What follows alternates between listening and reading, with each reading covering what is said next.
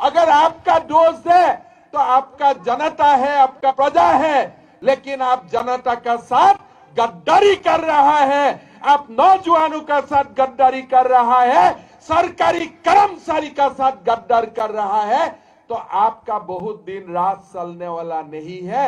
ओवैसी आपको बहुत दिन चला नहीं पाएगा। बाबर जैसा खत्म हो गया, ओवैसी भी खत्म हो जाएगा, वो बहुत ज्यादा दिन नहीं लगेगा।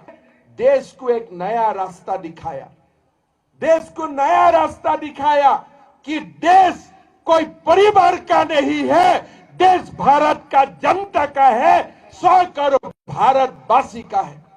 भाइयों और बहनों, अभी हम लोग को शपथ लेना है, एक नया भारत का हम लोग को निर्माण करना है, जो भारत में कोई ओवैसी का जगह नहीं है, जो भारत में औरंगजेब का जगह नहीं होगा, जो भारत में बाबर का जगह नहीं होगा, जो भारत में कोई निजाम का हिस्ट्री लोग नहीं पढ़ेगा। अगर कोई भारत में हिस्ट्री पढ़ेगा, सरदार वल्लभ भाई पटेल का हिस्ट्री पढ़ेगा।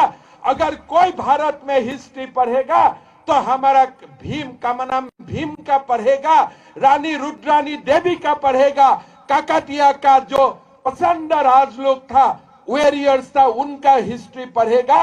अभी निजाम का और हिस्ट्री कोई नहीं पढ़ेगा।